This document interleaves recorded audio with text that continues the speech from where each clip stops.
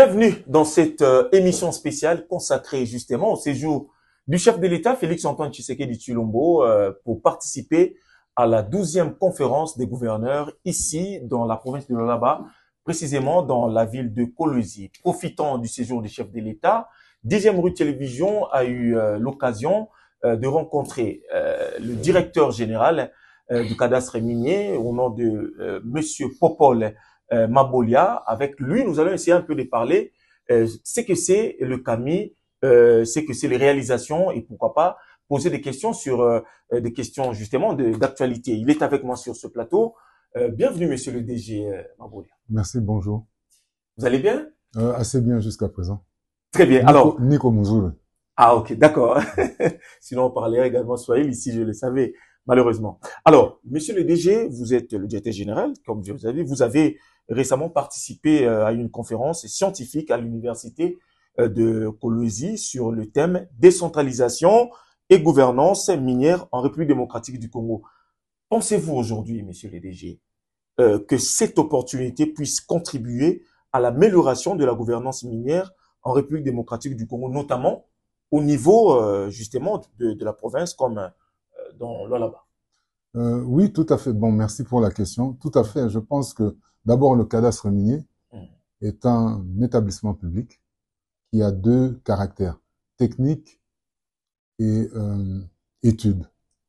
Le caractère des études n'était pas jusqu'à mon arrivée au cadastre minier, donc j'ai mis en place les études justement pour répondre aux préoccupations de la cité lorsque nous octroyons des titres miniers.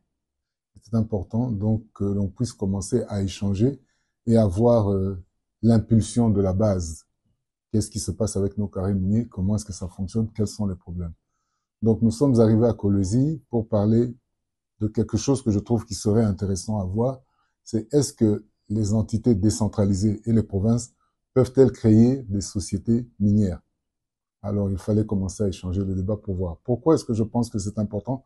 Parce qu'à ce moment-là, ces sociétés minières provinciales pourraient détenir des titres. Et ce serait beaucoup plus facile pour elles ensuite de les gérer avec la population qu'elles administrent.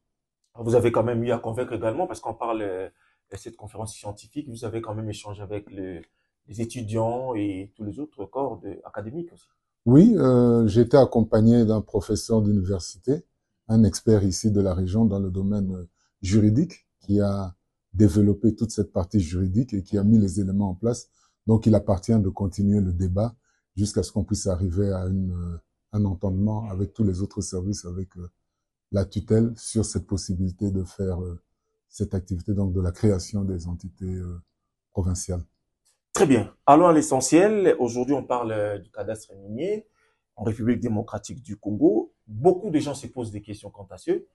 Dites-nous, quel est le rôle central du cadastre minier dans la gestion des ressources minières en République démocratique du Congo, puisque beaucoup de gens ne savent pas ce rôle-là.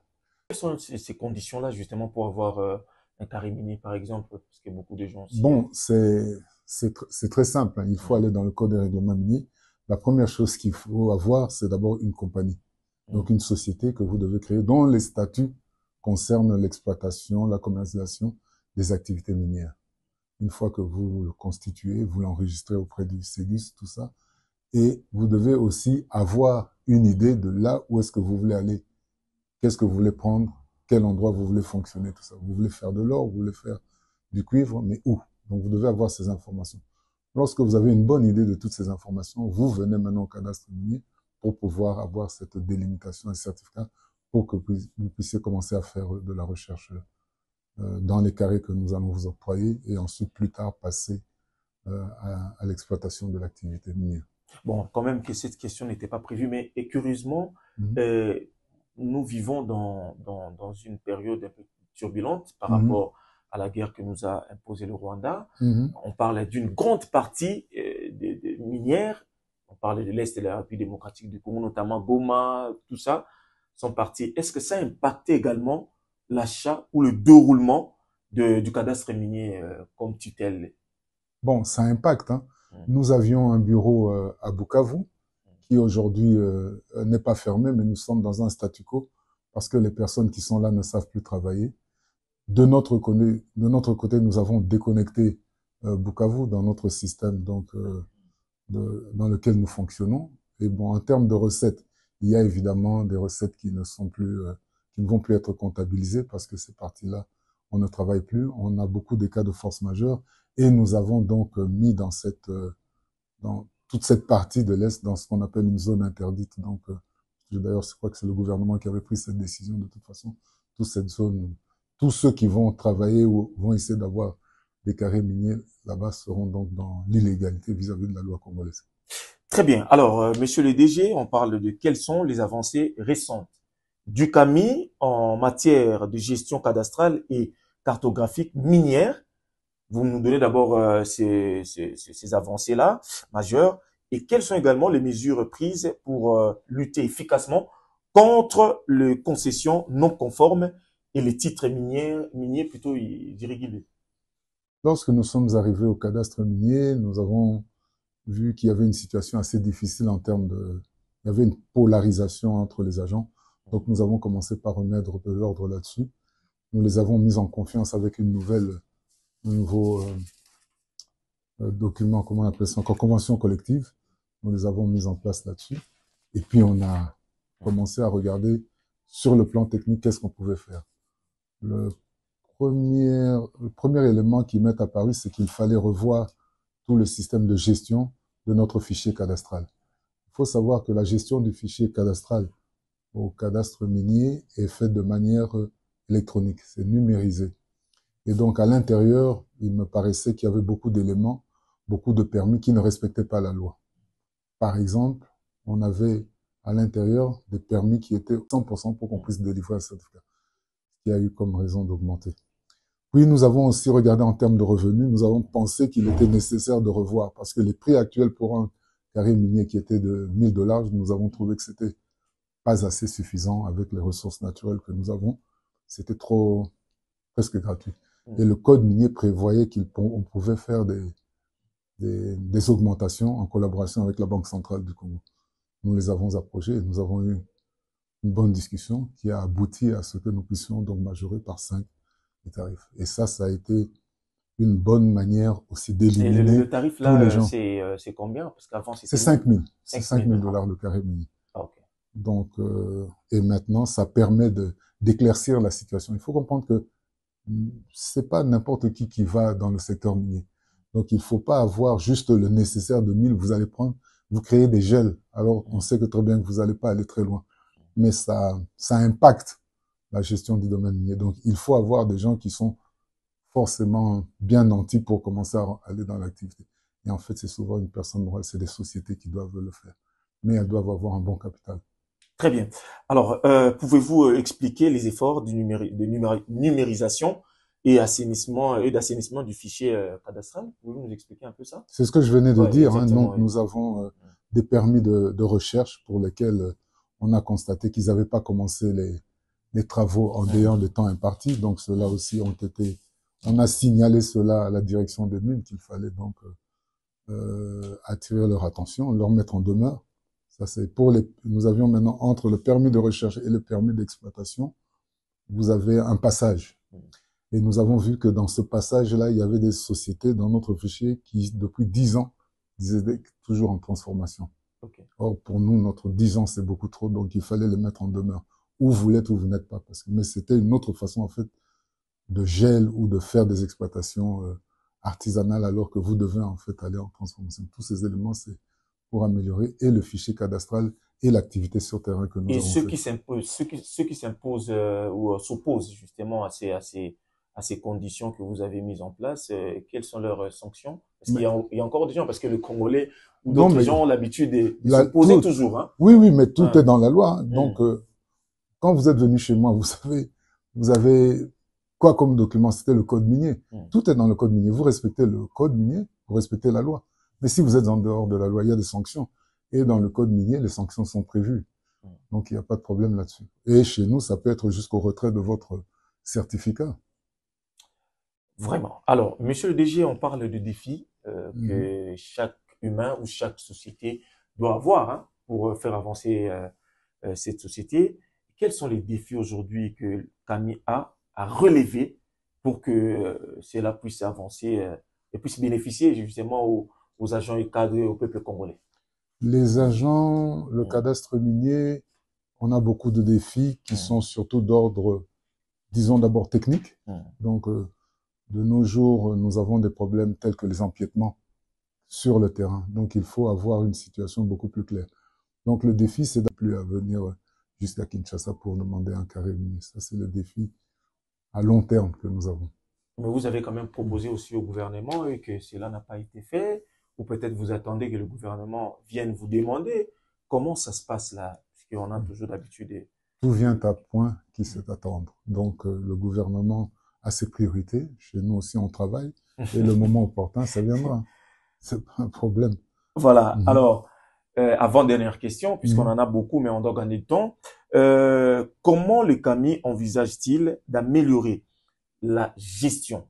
Alors, une bonne gestion de droits miniers pour renforcer la compétitivité du secteur. Moi, je rends service. Donc, la compétitivité, c'est autre chose. C'est si j'avais à chercher. Moi, ici, c'est un bon service. Et le bon service que je rends, c'est d'abord en étant numérisé. C'est-à-dire que nos activités sont faites à l'intérieur d'un système. Manipuler là-dedans est extrêmement difficile. Donc, il y a déjà une difficulté pour pouvoir faire des manipulations. C'est très clair là-dessus. Et pour le reste, je crois qu'avec toute cette redevabilité que nous faisons avec la population, avec les universités dans lesquelles nous parlons, avec l'assainissement des fichiers cadastrales que nous faisons, tout ça, c'est pour améliorer la transparence. Nous avons par exemple travaillé avec les certificats que nous donnons. Aujourd'hui, nous les avons dotés d'un code pour lutter contre la fraude. C'est-à-dire qu'aujourd'hui, quand vous êtes à ICIRO, quand on vous présente un certificat, vous pouvez taper sur le QR code et vous avez tout de suite l'information qui est donc exacte. Vous avez numérisé tout numériser tout ça parce que c'est un problème. Et nous l'avons fait en collaboration avec la Banque centrale du Congo.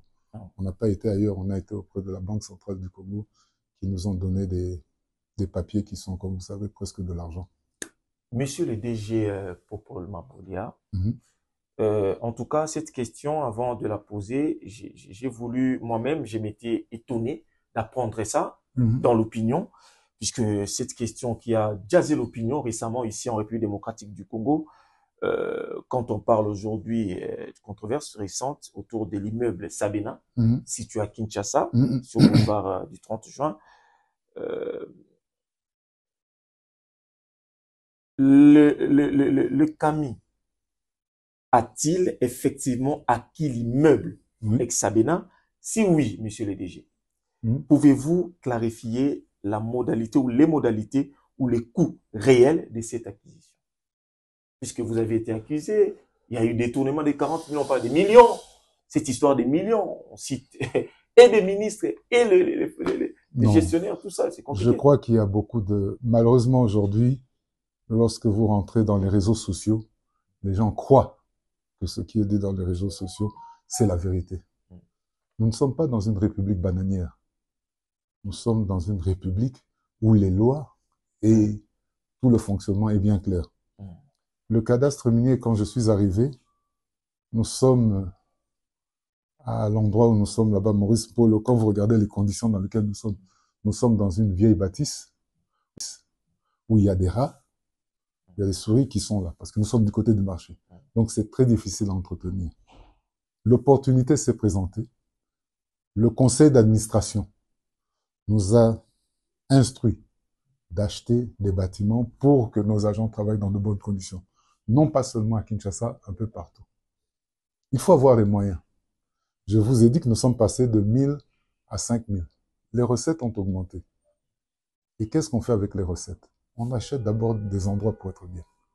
Le bâtiment de la Sabena, c'est connu depuis, je crois, depuis 2023, qu'il était en vente avec le bâtiment de même ligne. Ce n'est pas quelque chose de nouveau. Lorsqu'on nous a proposé ça, nous avons dit, OK, il n'y a pas de problème. De notre côté, nous avons commis un avocat. Faites toutes les démarches de ce côté-là. Nous, on ne veut pas de problème avec qui que ce soit. Il y a un cabinet qui est là, qui a travaillé et qui a pris contact avec Sabena. Sabena est en liquidation. il y a deux propriétaires de ce bâtiment, la Sabena et Brussels Airlines. Et tous les deux ont commis un notaire. Et le notaire, il est basé en Belgique. Lorsqu'on a fait les négociations, ils ont exigé qu'un membre du conseil d'administration, le président du conseil d'administration, un membre administrateur et le DG aillent en Belgique pour signer les papiers. Le montant, il est connu, 7 millions, je ne sais plus, quelque chose comme ça. Il y a eu beaucoup de montants qui sont sortis, des 40 millions, de 19 millions, tout ça. Donc. Vous êtes des journalistes d'investigation. Ce n'est pas compliqué. Quand on vous dit ça, les gens qui disent ça, ils disent IGF Atal et la Bissolika Moyango. Mais l'IGF a travaillé avec nous depuis le début. Oh, donc l'IGF a travaillé aussi avec vous. L'IGF est au cadastre minier depuis je ne sais pas combien de temps. Toute sortie de fonds est validée par l'IGF. Elle ne se fait pas de manière, comme je vous dis, un pays bananier. Nous avons l'IGF là. Nous avons les commissaires au compte là. Nous avons la tutelle. Et vous verrez que dans l'achat du bâtiment, nous avons même eu l'autorisation de la présidence de la République. Tout là est là. C'est comme je vous dis, c'est comme on dit pièce par pièce. Ceux qui disent, il n'y a pas de problème. Je vous dois de l'argent, mais montrez-moi le contrat. Montrez-moi le document. Mais la surfacturation, on l'a fait comment? L'IGF valide. Je vais valider ça comment? Mais vous-même, soyez un peu sérieux. J'ai pris 40 millions et vous allez croire que je serai encore ici avec 40 millions. Mais il y a d'autres qui sont toujours là. Franchement. Quand vous connaissez mon parcours depuis 25 ans, depuis 30 ans, je suis le fils de monsieur Joseph Mabolia. Les vieux qui me connaissent savent comment était mon père. Il a légué des choses de bien en RDC. Lorsque vous voyez tous les enfants aujourd'hui en bleu-blanc, demandez-vous qui avait pris cette décision de mettre tous les enfants. C'est quand même mon père. Et vous croyez que moi, à mon âge, je vais aller faire quoi? J'ai déjà travaillé depuis longtemps. Mais regardez, venez. C'est pour ça que je dis, quelqu'un dit, allez m'accuser en justice. Dites que j'ai fait. L'IGF, pourquoi elle ne s'est pas réveillée pour venir voir? Mais ils sont là avec nous. Depuis le début. Mais vous avez quand même proposé aussi au gouvernement et que cela n'a pas été fait. Ou peut-être vous attendez que le gouvernement vienne vous demander. Comment ça se passe là? Parce qu'on a toujours d'habitude. Tout vient à point qui sait attendre. Donc, le gouvernement a ses priorités. Chez nous aussi, on travaille. Et le moment opportun, ça viendra. C'est pas un problème. Voilà. Alors, avant-dernière question, puisqu'on en a beaucoup, mais on doit gagner de temps. Comment le CAMI envisage-t-il d'améliorer la gestion? Alors, une bonne gestion de droits miniers pour renforcer la compétitivité du secteur. Moi, je rends service. Donc, la compétitivité, c'est autre chose. C'est si j'avais à chercher. Moi, ici, c'est un bon service. Et le bon service que je rends, c'est d'abord en étant numérisé. C'est-à-dire que nos activités sont faites à l'intérieur d'un système. Manipuler là-dedans est extrêmement difficile. Donc, il y a déjà une difficulté pour pouvoir faire des manipulations. C'est très clair là-dessus. Et pour le reste, je crois que avec toute cette redevabilité que nous faisons avec la population, avec les universités dans lesquelles nous parlons, avec l'assainissement des fichiers cadastrales que nous faisons, tout ça, c'est pour améliorer la transparence. Nous avons par exemple travaillé avec les certificats que nous donnons. Aujourd'hui, nous les avons dotés d'un code pour lutter contre la fraude. C'est-à-dire qu'aujourd'hui, quand vous êtes à ICIRO, quand on vous présente un certificat, vous pouvez taper sur le QR code et vous avez tout de suite l'information qui est exacte. Donc vous avez numérisé tout ça parce que c'est un problème. Et nous l'avons fait en collaboration avec la Banque centrale du Congo. On n'a pas été ailleurs, on a été auprès de la Banque centrale du Congo qui nous ont donné des papiers qui sont, comme vous savez, presque de l'argent.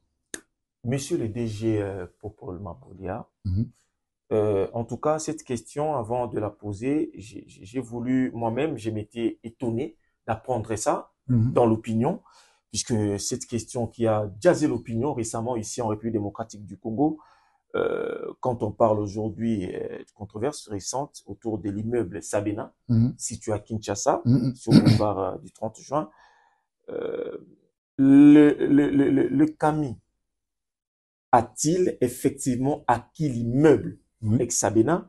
Si oui, monsieur le DG, pouvez-vous clarifier la modalité ou les modalités ou les coûts réels de cette acquisition? Puisque vous avez été accusé Il y a eu des détournements de 40 millions, pas des millions. Cette histoire des millions, on cite et des ministres et les gestionnaires, tout ça, c'est compliqué. Je crois qu'il y a beaucoup de... Malheureusement, aujourd'hui, lorsque vous rentrez dans les réseaux sociaux, les gens croient que ce qui est dit dans les réseaux sociaux, c'est la vérité. Nous ne sommes pas dans une république bananière. Nous sommes dans une république où les lois et tout le fonctionnement est bien clair. Le cadastre minier, quand je suis arrivé, nous sommes à l'endroit où nous sommes là-bas, Maurice Polo, quand vous regardez les conditions dans lesquelles nous sommes dans une vieille bâtisse. Depuis le début, demandez au DG Alighet, quand il m'a appelé pour me féliciter. Ce n'est pas un mensonge. Demandez-lui. Il m'a dit combien de personnes ont pu faire ça dans les entreprises minières. Essayez de voir. Messieurs, il faut voir un peu aujourd'hui. Il faut célébrer les bonnes choses.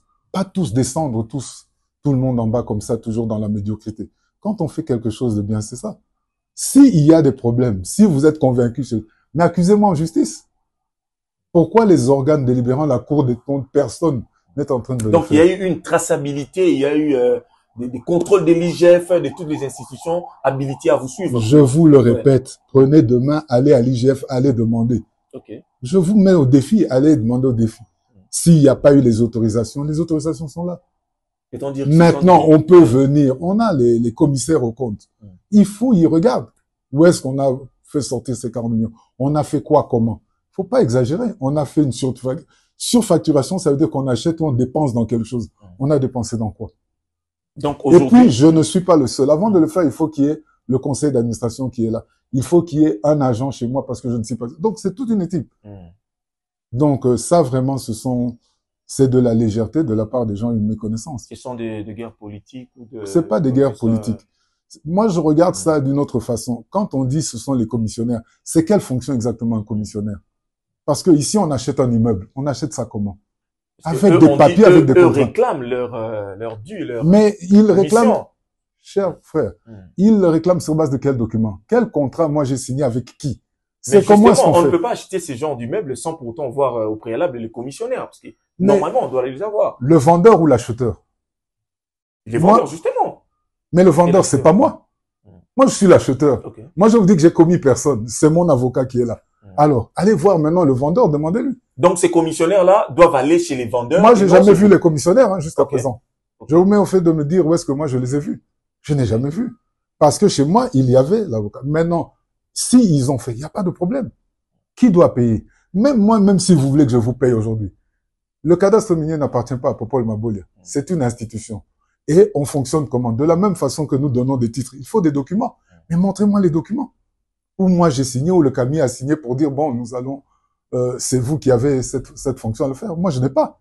Je n'ai rien, je n'ai jamais rien vu. Très bien. C'est simple. Très bien. Donc, je veux pas trop là, mais comme je vous ai dit, nous sommes ici en République démocratique du Congo. Il y a un effort qui est fait en termes de traçabilité, de responsabilité et tout ça. Et nous travaillons ici pour améliorer le cadastre minier. Nous avons été quand même primés par la DGRAD comme meilleur, je crois que vous le savez. Et l'IGF aussi vous a félicité, on a suivi. Voilà. Donc, il n'y a aucun problème et l'immeuble vous appartient désormais. Donc, c'est ça. Mais vous savez ce que c'est Sabena? C'est un immeuble prestigieux, sûr. Dans plusieurs années, on dira qui a acquis cet immeuble sur le boulevard du Trône. C'est quand même le cadastre minier. Et puis le cadastre minier, vous avez vu maintenant le bureau à Lubumbashi. Donc, on est en train de mettre nos agents avec les moyens qu'on a eu, dans des conditions vraiment acceptables. Pour que demain, quand vous venez, vous soyez quand même content de ce premier service. La porte d'entrée du cadastre minier reflète quand même la dimension grande du secteur minier en République démocratique du Congo. Très bien, monsieur le DG.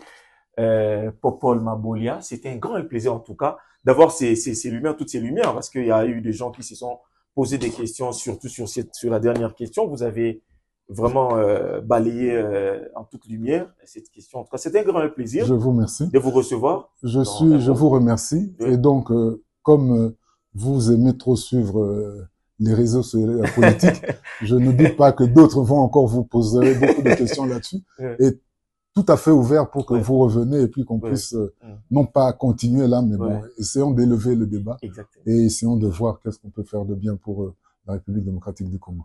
Très bien. Popol Mabolia, directeur général du cadastre minier, qui était notre invité. Vous savez, avec ses tenues, déjà, c'est le reportage. Nous sommes sur terrain, nous sommes en train de recueillir les informations, puisqu'il faut rappeler que le chef de l'État séjourne ici plutôt à Lualaba, à Kolwezi, pour participer à la 12e conférence des gouverneurs. Donc, je crois qu'on va parler de plus en plus détails sur nos différentes émissions à venir. Quant à moi, je vous retrouve très prochainement. Je remercie le réalisateur le plus frais, Bobo Bolia, qui était derrière la caméra. Je remercie également le directeur provincial du CAMI au niveau du Kolwezi, du Lualaba. En tout cas, je vous remercie, monsieur le DP. Je remercie également monsieur le RP, Relations publiques du CAMI, qui nous a également aidé à réaliser. J'ai découvert quand même un certain don. Il a quand même décoré. C'était un grand plaisir. En tout cas, restez branchés sur 10e Rue Télévision, votre chaîne. Le programme continue. On se retrouve à la prochaine et avec le même plaisir.